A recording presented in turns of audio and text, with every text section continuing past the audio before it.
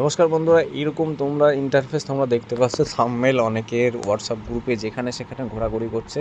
তো নিয়োগের সঠিক কিনা সব ডিটেলসে বলবো। এটা কিন্তু সঠিক নিউজ যে একাধিক পুলিশ পদের নিয়োগের দাবিতে চিঠি করেছে ইলেকশন কমিশনকে, এবং কত কী ফোর্স, কী প্রয়োজন, কী ফোর্স, সব ডিটেলসে কিন্তু তোমাদের এই ভিডিওর মাধ্যমে বলবো।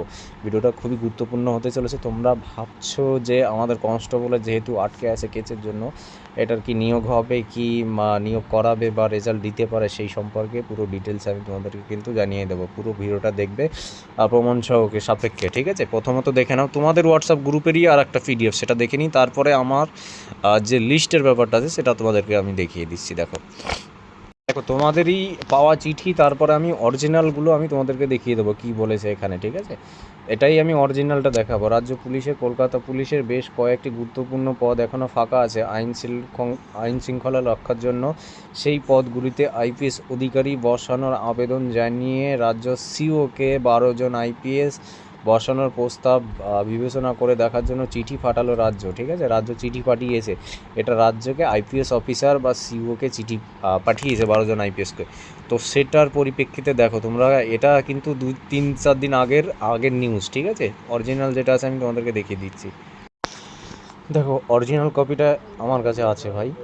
তোমরা তো চাও যে আমার খবর কোথার থেকে কী আসে, অলরেডি তোমাদের আগেই এই সব জিনিস আমার কাছে পাবলিশ হয়ে যায়, অলরেডি পেয়ে যাই আমরা।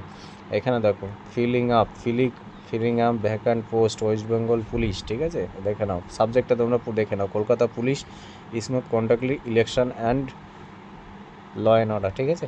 চলো দেখে নিলে। তোমার যে থাম্বনেলটা দেখালাম এবং তোমাদের গ্রুপের যে লেখাগুলো ভাইরাল এসেছিলো সেটার সাবজেক্ট এটা দেখো, West Bengal police and Kolkata police.